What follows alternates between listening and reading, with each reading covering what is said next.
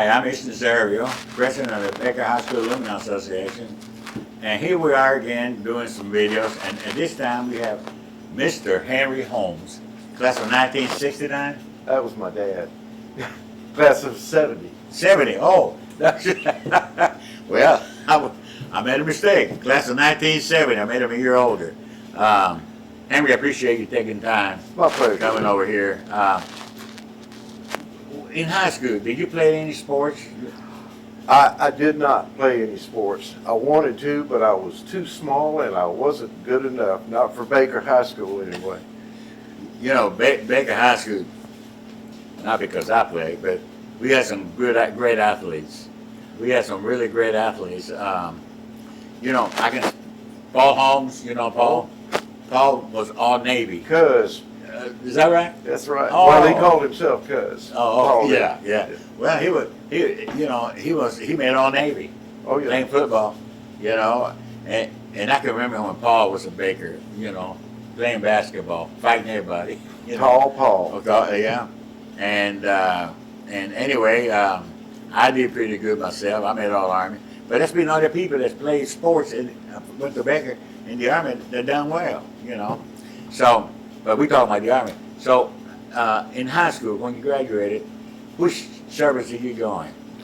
Well, you know, while I was still in high school, when I was a senior, I knew what was coming. You know, everybody was either going to get drafted or they were going to go in the military. It was 1970 and the war was still going on real, and plus we had a pretty good legacy of people from Baker going to Vietnam, so I decided I would join the Naval Reserve.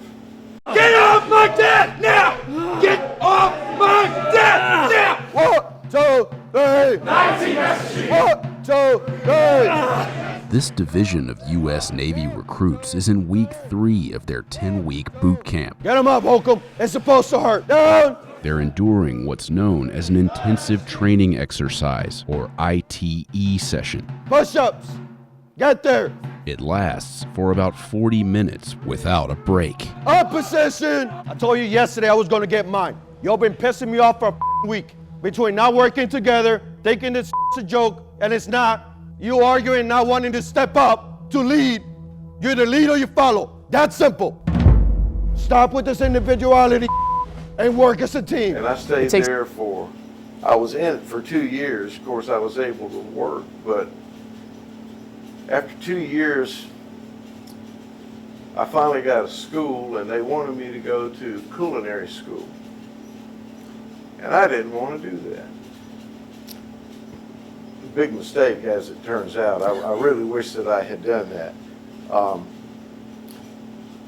Navy cook school is about 52 weeks long, and once you complete it and you get an assignment to a ship, say you get assigned to a carrier, and the captain of the carrier has a fondness for French food. Well, he'll send you to another school for probably another year to learn how to cook French food for him.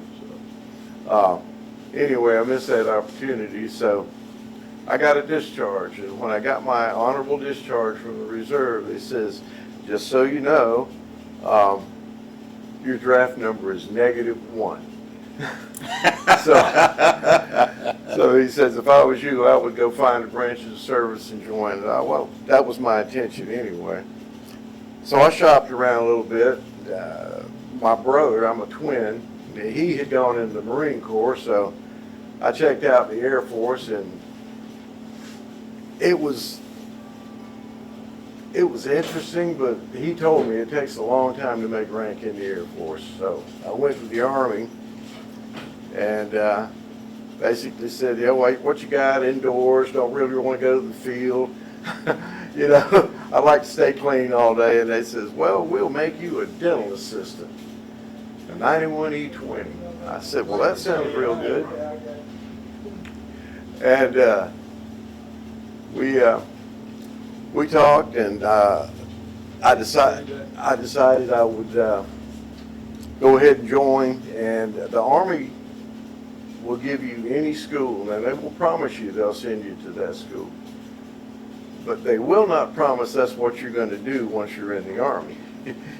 So anyway, I spent most of my time in the military as an X-ray technician, and that's what I did. I got my wish. It was pretty much clean and indoors, and I didn't have to go to the field.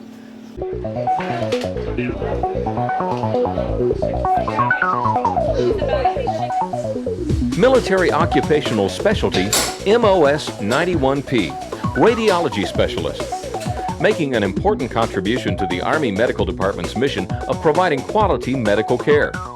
Of course, there is more to being a radiology specialist than pushing a button and taking a radiograph. As a 91P, the Army will train you to interpret requests for X-rays and process the requests for patients requiring radiographic examinations. You will train to prepare patients and take X-rays of specific bones and body organs. You will also train to process X-ray images using X-ray film and darkroom processing equipment.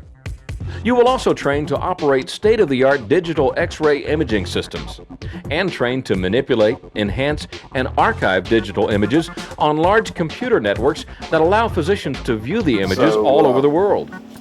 I was like a hospital X-ray tech, and that was for the next 3 years, and I finally wound up going to Germany to bomb holder, and I spent most of my time there.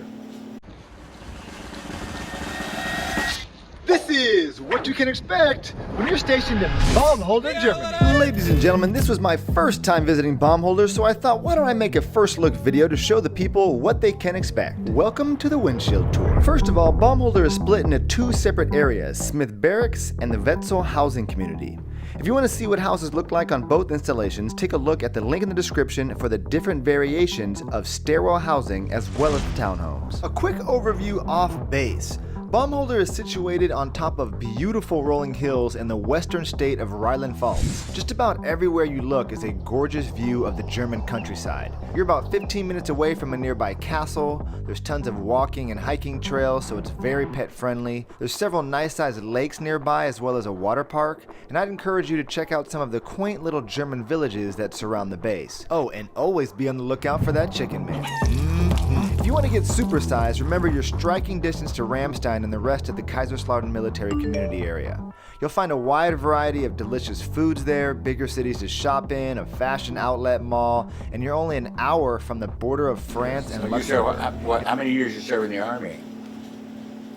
3 years, 3 days, 18 hours and 33 minutes. Okay. That's pretty close. You know, being in the medical field, I'm convinced of all the jobs in the Army, we thought we were the baddest in the world, the Airborne Rangers, But you know what? I watched that movie, I forgot the name of the guy, a medic. He was a conscientious objector. Desmond Doss. And you know what? A combat medic has got to be one of the toughest. I met one. I met one that was shot in Bastogne. And my wife and I, we were in Hilton Head, and we was at this mom and pop restaurant, seen this old guy walk in, and I told my wife, boy, he's got some age on him, and he kept waving at me, and I thought he was looking at somebody behind me, then he pointed to me, and I said, he might have been 101st. Let me go and talk to him. And he was in the 101st, 327 engineers, and he got shot helping a wounded soldier in the foxhole. And his story, oh my, he's passed on now. He would be about 108 now, you hear about these people doing this kind of job. To me, they're heroes. Just like here at Baker High, we have our own Medal of Honor winner. Yeah. And what he did, that's a hero. If that's not a hero, it's a hero. Anyway. Well, yeah, he absolutely, and I know who you're talking about. Combat medics got to be, and I wasn't a combat medic, so I'm commenting on them. I can't imagine doing what you do in a clean hospital and doing it under fire. I can't even fathom having to operate like that. We had one person one time, Tommy Watson, class of 67, 68, right around there. That's what he was, a combat medic. Then he learned he was taught how to do surgeries. He said he was taught as a surgeon, you know, and he was one of the first guys we did. I wish now I kind of go back and do it again, because I would ask him some more stories, because I mean, you know, he made it sound like it was nothing. But you know, when you're doing your job in the service, you're just doing your job. Yeah. Yeah, you're just doing your job. You don't know. Well, it's I was thinking just a moment ago, guys that go into the military, whether they get drafted, back our age group, whether they got drafted or whether they were RA or whatever branch of the service they went in, it may not be where you want to be at that particular time, but you do it honorably. You serve, and I don't know if we still have a lot of that now. I don't either. You know, it's I just in my case, when we flew to Cuba, you know, we were still young, wild. We had a couple of guys that were big mouth all the time, you know, and then when they aborted our flight, our jump, 7 seconds, we were going in, and we come back to Fort Campbell. We all matured. I mean, I'm sure the whole, I speak for the whole battalion. They all matured. And I remember those guys that were big mouth, and boy, we had some new jumpers coming in. We called them cherry jumpers. And they were mouthing off, and boy, all them guys, you don't talk like that around here. Mm-hmm. You talk with respect, you know. And it's, it just hit me. I remember that instance right then. And they've said this in movies. I've heard the statement. When you're in the military, it's not so much like Hollywood says for God and country. It's for that guy next to you. The reality is you're fighting for him and he's fighting for you. You know. Exactly right. You know, when we were flying to Cuba, I knew that my sergeant, this guy, they had my back, and they kind of, I had their back. It's a unity. And I'm gonna get off the subject a little bit, and I tell you where I found that unity.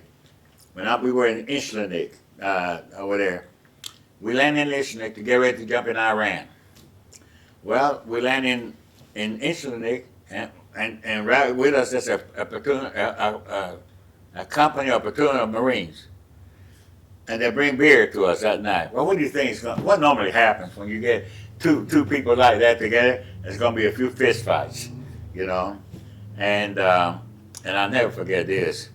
And one of their guys, the Marine says, you know, when we land, if we have to walk out 40 miles to find you guys, we're going to kick your butt. And of course, well, you know what? When we land, if we have to go all the way back to the beach to find it, we're going to kick y'all's butt. And the next thing that happened, we all shook hands. We were one.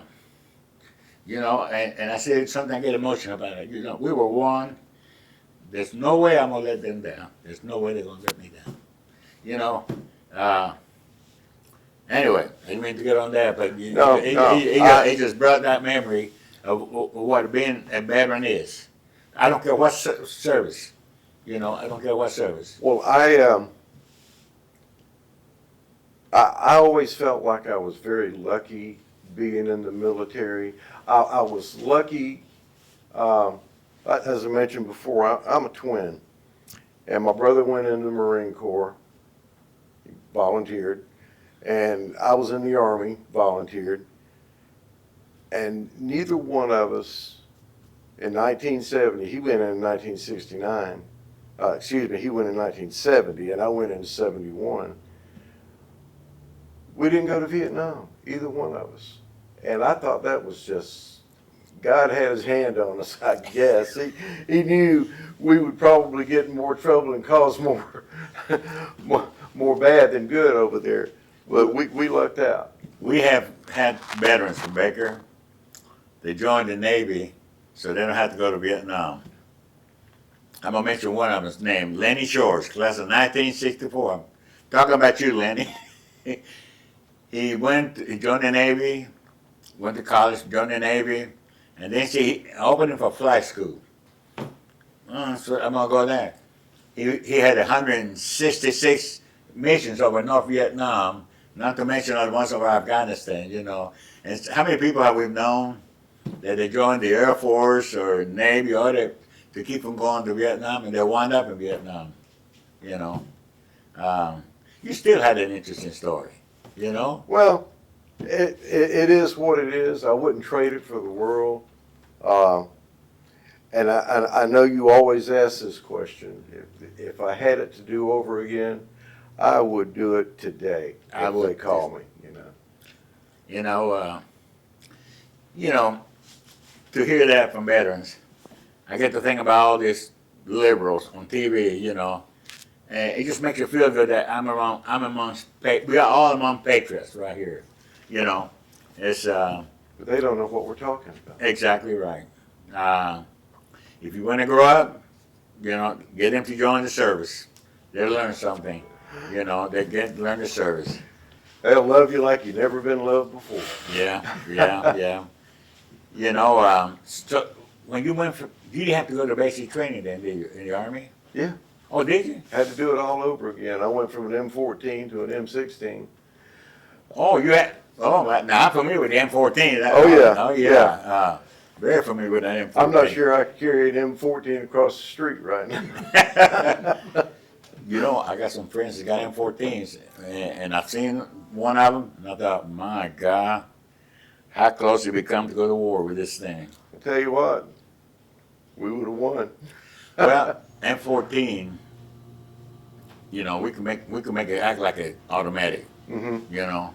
And in 1963, when I was at Ole Miss, we were protecting James Meredith, and the night that they arrived, yours truly was right in the front. And I tell you what, we come that close, shoot. Oh, yeah. Yeah, you know, if you can imagine walking guard in a building, and then you get your buddy up front, and you got guards all around, and right in front of you, there comes some Coca-Cola bottles.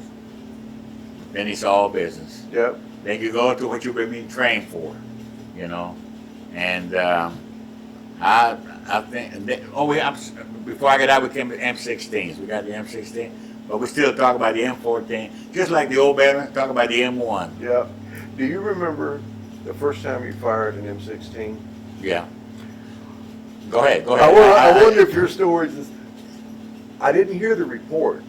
All I heard was boing, boing, boing, that spring recoil in the stock. And I said, I thought it was a misfire because it was like boing, boing, boing. I was going to talk about the same thing. When we got our M16s, we were told, watch it, because that it can recoil might bust your lip open. Yep. And it happened to some of our guys. So when I aimed, I looked at, you know, I didn't aim like a normal. You know, I aimed to the side right there. Yeah. Henry, I want to thank you. I want to thank you very much. You know, it's a pleasure. It was my pleasure because I get to hear some real stories here from some of these guys. Very interesting stories, too. I'll tell you one quick story. Okay, I know y'all heard about Sergeant York. Oh, yeah. Okay? Well, in basic training, there was 14 of us they just got through graduating class. 14 of us went into this unit. We had to clean all the barracks and everything else, us 14, okay? I remember, and we were trained by a good outfit. Now, it was the 100th Division from Kentucky. They got a name for themselves. That's Sergeant York. Anyway, one of the boys with us, recruits, his name was Marlette. I give anything to run across Marlette. He was from the mountains of Tennessee. And he was just a friendly boy, had a real country whang, you know, and that's sergeant. He was in the Marine Corps, but he went to the Army for reserve time, and he acted the part great, butthole, you know. He says, you know, I want to thank you, man, and the Army, to show you our appreciation. We're going to have a party tonight. Well, I knew what he was talking about, you know. Some of us Army vets knew what he was talking about. So after he left, Marlette said, "Ain't that there? And that's that there, Sergeant, to give us a party?" We didn't say anything. We didn't say anything. So then, that night, here we are, brushing with a toothbrush, the floor, cleaning the floor, the wood bags. And Marlette, you know, I never been to a party like this before, you know. And then he would pick on Marlette, and we'd get mad. But then we go to the firing range. And, you know, while living here, we go to Fort Benning, we belong to the NRA, and we shoot rifles, 22s, and back in Springer Village and those fields back there. Anyway, the same sergeant was in charge. And I said, Marlette, can't you hit anything? Well, the way you people that day show me how to shoot this weapon, you know, I can't figure it out. I'm not used to shooting this way. Well, here's another clip, shooting your way. Boy, and they shot over there, and then went up, and then come back up, bullseye. And he says, the same thing as Sergeant York said, I don't see how I missed that. It's in the circle. I don't see how I missed that circle. You know, he finished up his rest of that clip, and he had them all in a 50. You can put them all in a 50 cent, all but that one. And we used to say, if we got to go to war, we want Marlette on our side. Please let him shoot the way he's taught. And he went up in 101st Airborne. And when I was playing football, I was a linebacker. I couldn't play a tackle. I wasn't tall enough, but, you know, but I was a linebacker. And man, I see this running back coming this way, and I reacted with him. And Marlette is on the daggum track. Kill that son of a gun. I mean, he's just over there. I mean, he almost took my mind up a tackle. You know, and after the game, I said, Marlette, don't do that again. You almost cost me to miss my guy. You know, this is kind of memories we all have, you know, and everybody's got a memory about something. Oh, yeah. In the service. Henry, thanks a million. It's been my pleasure. But I'm glad I don't have to ask you that last question. Well, the answer would have always been the same anyway. That's right, exactly right. Thank you. Good to see you. Thank you, folks, and we'll see you on the next video.